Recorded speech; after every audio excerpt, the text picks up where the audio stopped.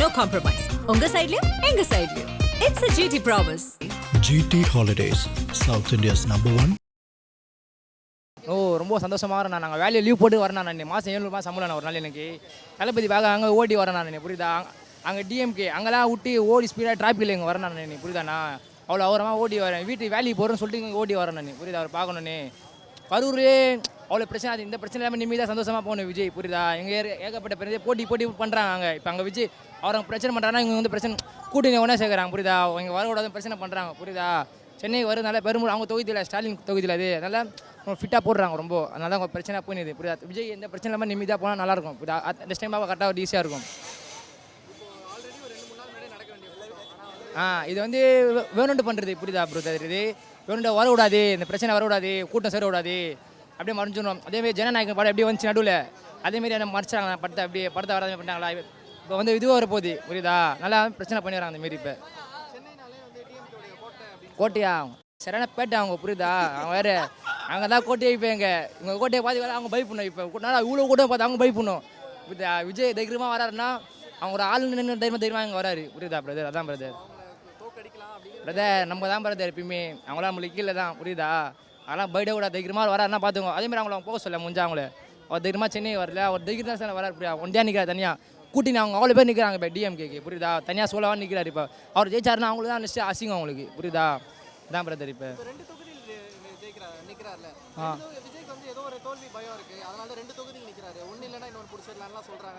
அதெல்லாம் ஒன்றே அவர் மனசை பொறுத்து தான் தைரியமாக நிற்கிறார் ஒரு தொகுதியில் தான். புரியுதா? டிஎம்கே மாரி ஸ்டாலின் மாரி அவர் இல்லை. இங்கே ஒரு பேச்சு அங்கே ஒரு பேச்சுலாம் இல்லை. ஸ்ட்ரைட்டாக பேசுவார் விஜய். அதுதான் ஒன்று.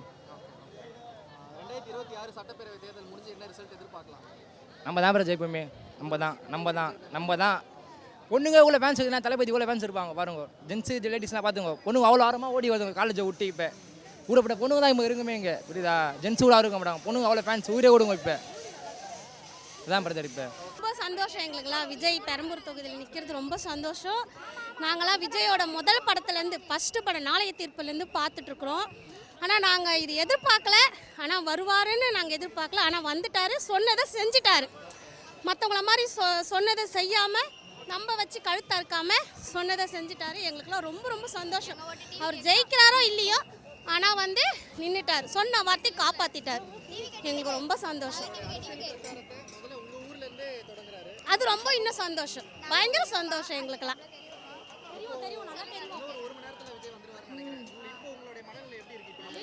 பறக்கிற மாதிரி இருக்கு. அவ்வளோ சந்தோஷம். ஆட்டு துடிக்குது எங்க விஜயை பார்க்க போறோன்னு. அது என்னன்னு தெரியல தம்பி. கரெக்டாக கேட்டீங்க. அது என்னன்னு தெரியல. ரத்த சம்பந்தம் இல்லை, சொந்த பந்தம் இல்லை, ஒரு தூரத்து சொந்தமும் இல்லை. ஆனால் அவருக்கு எதனா ஒன்றுனா நாங்கள் வருத்தப்படுறோம், கலங்குறோம், அழுது இருக்கோம். எங்களுக்கு ஏன்னு தெரியல. அது ஏன்னு தெரியல. எம்ஜிஆருக்கு அந்த மாதிரி நாங்கள் சின்ன வயசுலேருந்தே இப்போ இருந்தோம். இப்போ அடுத்து விஜய்க்கு.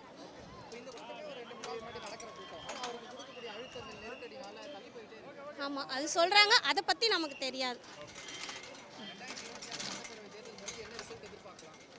விஜய் டிவிக்கே வரணும் நாங்கள் ஆசைப்படுறோம். கடவுள் கையில் இருக்கு. ஆமாம் ஆமாம்.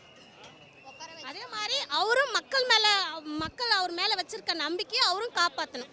மற்றவங்கள மாதிரி ஊழல் பண்ணாமல், எதுவுமே தப்பு பண்ணாமல் மக்களை அவர் காப்பாற்றணும். அதுதான் எங்களுக்கு.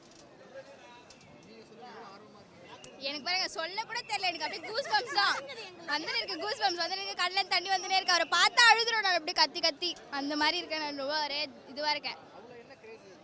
சின்ன வயசுலேருந்து அவரை பார்த்து அவர் என்ன ஆயிடுச்சுனே தெரியல. அவரை பார்த்தாலுமே ரசிக்கிறேன்றாங்க. நாங்களாம் தொண்டரா மாதிரி ரொம்ப நாள் ஆச்சு. தொண்டரா மாதிரி ரொம்ப நாள் ஆச்சு. டைம் வேற அவரை பார்க்க போகிறோம். எப்படி இருக்குதுன்னு தெரியல. அதனால தான் நாங்கள் வந்திருக்கோம். இவ்வளோ தூரம் தாண்டி வந்திருக்கோம் நாங்கள் அவரை பார்க்குறதுக்கு. ஒரே ஜாலியாக இருக்குது. என்ன சொல்கிறதுனே தெரில. ஐயோ அவ்வளோதான் ஓடுறேன் நான்.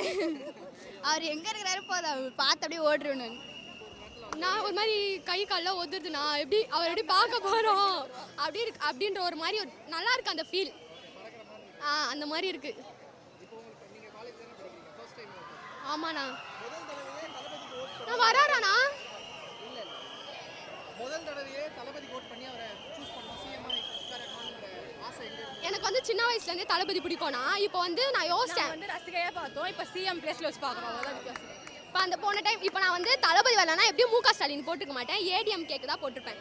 பிகாஸ் அந்த இடத்துல அம்மா இருந்தாங்க அப்படின்ற ஒரு கன்சர்னுக்காக போட்டிருப்பேன். ஆனால் இப்போது சிஎம் அவர் வந்துட்டாரு, நம்ம ஒரு ஓட்டுக்கு நம்மளுக்கு ஒரு வேல்யூ இருக்குது அப்படின்றதுனால சிஎம் வந்து தளபதி.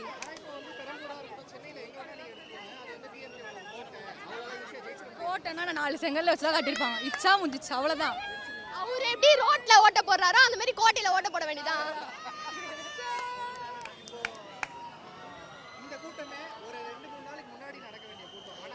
ஆமாண்ணா, நாங்கள் என்ன பண்ணுவோம், எங்கள் காலேஜ் ஆண்டு தான் வராரு, நாங்கள் அங்கே போய் நின்று இருக்கோம். ஆனால் எதுவுமே தெரில, யார்கிட்ட கேட்டால் இங்கே வராரான்னு எங்களே கேட்குறாங்க.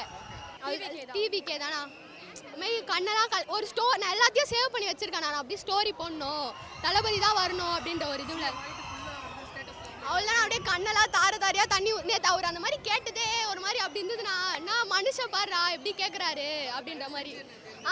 அது ஒரு மாதிரி நல்லா இருக்கு. அவர் பாருங்க எந்த அளவுக்கு வந்து அவர் கேட்குறாரு, யாருமே அவரை ஏமாத்தாம அவர் ஜெயிக்கணும்னா அவ்வளோதானா. ஸ்டாலின் ஐயா வந்து அங்கே வந்து போட்டிடுறாங்க. பட் அவங்களுக்கு எதிர்க்காக வந்து பார்த்திங்கன்னா தாவேக்கால வந்து விஎஸ் பாபு அண்ணா வந்து நிற்கிறாங்க. 2 பேருக்கும் வந்து போட்டி வந்து பார்த்திங்கன்னா ரொம்ப கடுமையான போட்டியாக தான் இருக்கும்னா. குளத்தூர் வந்து நிறைய பேர் வந்து சொல்கிறாங்க ஸ்டாலினோட கோட்டை, நம்மள ஸ்டாலின் ஐயாவோட கோட்டை, அந்த மாதிரி வந்து நிறைய பேர் சொல்கிறாங்க. ஆனால் அப்படியெல்லாம் ஒன்றும் இல்லைங்க. ஏன்னா நான் குளத்தூரில் தான் இருக்கேன், ரோடு வசதி இல்லை, பெண்கள் பாதுகாப்பு இல்லை, எதுவுமே இல்லை. இப்போது நாங்கள் ரோடு போட முடியல. ஆனால் எதுக்கு 8 கோடி ரூபா கொடுத்து bus stand, AC bus stand கட்டணும், எதுக்கு ரோடு போட முடியல, எதுக்கு வந்து பார்த்திங்கன்னா பார்க்கு கட்டணும், எதுக்கு எல்லாமே கட்டணும். ஃபஸ்ட்டு வந்து பார்த்திங்கன்னா மக்கள் தேவைகளை பூர்த்தி பண்ணுங்கள். நீங்கள் அதுக்கப்புறமா வந்து நீங்கள் என்னென்ன அத்தியாவசியமாக இல்லாத பொருளை வந்து அப்புறமா நீங்கள் பார்க்கணும். ஃபஸ்ட்டு மக்கள் தேவையை நீங்கள் புரிஞ்சுக்கோங்க. மக்கள் தேவையை புரிஞ்சிக்க மாட்றாங்க. எனக்கு இங்கே எம்எல்ஏ யார், எம்பி யார் எதுவுமே தெரியாது. நான் ஓப்பனாக சொல்கிறேன், எனக்கு எதுவுமே தெரியாது. பட் வந்து பார்த்திங்கன்னா குளத்தூர் ஒரு தொகுதியில் நாங்கள் இருக்கோன்னும் போது எங்களோட தேவைகளை வந்து யாருமே பூர்த்தி செய்ய மாட்றாங்க. தேவையில்லாத பார்க்கு கட்டுறது எதுக்காக, எதுக்கு பஸ் ஸ்டாண்டு கட்டணும், அதெல்லாம் தேவையில்லாதது. அது இன்னொன்று வந்து பார்த்திங்கன்னா அந்த நீங்கள் கட்டுறீங்க ஓகே, எலெக்ஷனுக்கு வந்த உடனே நீங்கள் பண்ணியிருக்கணும். எதுக்கு முடியும் போது எல்லாம் பண்ணுறீங்க. எங்கள் 2.0 சென்னை 2.0ன்றீங்க. 2.0னா இதுதான் உங்களோட 2.0வா? ஒரு ரோடு வசதி போட முடியல, அதான் உங்களோட 2.0வா? ரோடு போட்டால் அது ரோடு உடையக்கூடாது. பேட்ச் ஒர்க் பண்ணுறாங்க. அது பேட்ச் ஒர்க் வந்து பார்த்திங்கன்னா அப்படியே தெரியுது பச்சையாக. இங்கே ரோடு உடஞ்சிருக்கு, நாங்கள் மறுபடியும் ரோடு வந்து பேட்ச் ஒர்க் பண்ணுறோம், அதுதான் உங்களோட 2.0வா? உடஞ்ச ரோடை நீங்கள் மட்டமாக பண்ணணும், அந்த உடஞ்ச ரோடே தெரியக்கூடாது, அதுதானேங்க 2.0. சென்னை மாநகராட்சி 2.0ன்றது. அதுக்கப்புறமா நான் இன்னொன்று சொன்னார் பார்த்திங்கன்னா, நெஞ்சை நிமிர்த்தி காலரை உயர்த்தி வந்து சொல்லுவாங்களாம் நாங்கள் வந்து தமிழன்னு சொல்லி. வெக்கமாக இருக்குங்க தமிழ்னு சொல்லு. எதுக்கு நாங்கள் வந்து ஃபஸ்ட்டு சொல்லணும்? வருகின்ற ஆட்சி வந்து பார்த்திங்கன்னா டிவிக்கோட ஆட்சி தாங்க வரையும். குளத்தூரில் நாங்கள் எங்களோட வீடு ஃபுல்லாக வந்து பார்த்திங்கன்னா குளத்தூர் தான். நம்மளுடைய பெரம்பூரில் வந்து பார்த்திங்கன்னா நம்மளுடைய அண்ணா நிற்கிறாரு, குளத்தூரில் விஎஸ் பாபு அண்ணா நிற்கிறாரு, நம்ம வில்லிவாக்கத்தில் ஆதவர்ஜுன் அண்ணா நிற்கிறாரு, நம்மளுடைய தண்டையார்பேட்டை கிட்ட வந்து பார்த்திங்கன்னா நம்மளுடைய அண்ணா நிற்கிறாங்க. ஸோ சுற்றி வட்டம் நம்ம எழும்பூரில் வந்து பார்த்திங்கன்னா ராஜ்மோகன் அண்ணா நிற்கிறாரு. ஸோ கடைசி கோடி தொண்டர்களில் ஒருத்தர் நம்மளை எம்எல்ஏவாக நிற்கிறாரு. அப்படி இருக்கும்போது எங்களுக்கு ரொம்ப சந்தோஷமாக இருக்குது. நாங்கள் வந்து ரொம்ப ஹாப்பியாக இருக்கோம். இந்த 2 முனை போட்டின்னு சொல்லி விஜய் அண்ணா சொல்கிறாங்க பார்த்திங்களா, ரொம்ப ரொம்ப ரொம்ப தப்பு. அண்ணா சொன்னது ரொம்ப தப்பு. போட்டி வந்து விஜய்க்கோ ஸ்டாலினுக்கு தான் சொல்கிறாங்க பார்த்தீங்களா, தப்பு. எங்களுக்கோ ஸ்டாலினுக்கு மட்டும்தான் போட்டியே. போட்டி 2 பேருக்கு மட்டும்தான். ஒன்று டிவிக்கே, இன்னொன்று டிஎம்கே. ஒன்று டிஎன் மக்களுக்கும் நம்மளோட ஸ்டாலின் ஐயாவுக்கு மட்டும்தான் போட்டி. இப்போ இந்த கூட்டத்துக்கு கூட பார்த்தீங்கன்னா நீங்கள் சொன்ன மாதிரி இன்ஃப்ராஸ்ட்ரக்சர் இல்லைன்னா சொல்கிறீங்க. இங்கேயே வந்து விஜய் வரும்போது ஒரு விஷயம் பள்ளம் நோண்டி வைக்கிறதோ அந்த மாதிரிலாம் நிறைய செய்திகள் கேள்விப்படுறோம். அது பார்க்கும்போது எப்படி இருந்தது? ஏன்னா இந்த கூட்டமே ஒரு 3 நாள் தாமதமாக தான். இப்போது எலெக்ஷனே வரப்போகுதுங்க, பக்கத்தில் வந்துடுச்சு எலெக்ஷன். இன்னும் 20 நாளோ 19 நாளாக தான் இருக்குது. இப்போ அவர் வெளியே வரான்னு சொல்லி பர்மிஷன் தரும்போது எதுக்கு அந்த பள்ளம் தோண்டெல்லாம் ஈஸியாக தெரியுது. இப்போ நானும் ஒரு காமன் மேன் தான், எனக்கு வந்து தெரியுது ஓகே இவர் வரக்கூடாது சொல்லி தான் இந்த மாதிரி பள்ளம் தோண்டுறாங்கன்னு சொல்லிட்டு. ஏன்னா ஈஸியாக தெரியுது. நான் இன்னொன்று சொல்கிறேன், நீங்கள் பள்ளம் தோண்டுறீங்க, அவரை வர வைக்காமல் பண்ணுறீங்க. அவர் வந்துட்டார்னா பர்மிஷன் எதுவும் கேட்காம நான் ரோட்டுக்கு வரேன்னு சொல்லி வந்துட்டாங்கன்னா தமிழ்நாடு ஃபுல்லாக இப்போது எனக்கே இன்னும் பயமாக தான் இருக்குது. ஏன்னா சென்னைக்கு லாக்டவுன் விட்டுட்டு விஜய் நீங்கள் அனுப்புங்க, அதுதான் சென்னையாக இருக்கும். இங்கே பாருங்கள், இப்போதைக்கு நார்மலாக நாங்கள் நிற்கிறோம், அதுக்கே டிராஃபிக் ஜாம் ஆகுது. போலீஸ் அண்ணா நிற்கிறாங்க. பத்தாதுன்னு சொல்லி இளைஞர் அணியில் ஒரு போஸ்டிங் கொடுத்துருக்காங்க. நாங்கள்னா பார்த்திங்கன்னா டிராஃபிக் தான், இவ்வளோ நேரம் டிராஃபிக் தான் கிளியர் பண்ணிகிட்டு இருக்கோம். அதே மாதிரி வந்து பார்த்திங்கன்னா மக்களோட பாதுகாப்புக்கு தண்ணீர் பாட்டில் கொடுக்க எல்லாம் தனித்தனியாக வந்து நாங்கள் வேலை செஞ்சுட்டு இருக்கோம். அப்படி இருக்கும்போது நீங்கள் விஜயை வெளியே விட மாட்டேன், விஜயை முடக்கிறதா சொல்லி பேசிகிட்டு இருக்கீங்க.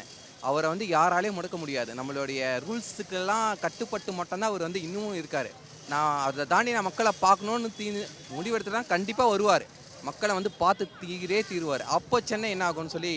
ஆனால் அவருக்கு எல்லாருக்கும் பயமாக தாங்க இருக்கணும். கரூரில் எங்களுடைய உயிருக்கும் உயிரான தொண்டர்கள் 41 உயிரை நாங்கள் வந்து பறி கொடுத்துருக்கோம். அப்படி இருக்கும்போது இப்போ மறுபடியும் ஒரு மீட்டிங் சொல்லும்போது இதை கலைக்கிறதுக்கோக்கமே வந்து நிறைய பேர் வருவாங்க. அந்த பேனிக்கில் தான் அந்த மாதிரி எந்த ஒரு அசம்பாவிதமும் நடந்தக்கூடாது. அதுக்கோசரம் தான் இப்போ நாங்கள் வேலை செஞ்சுட்டு இருக்கோம்.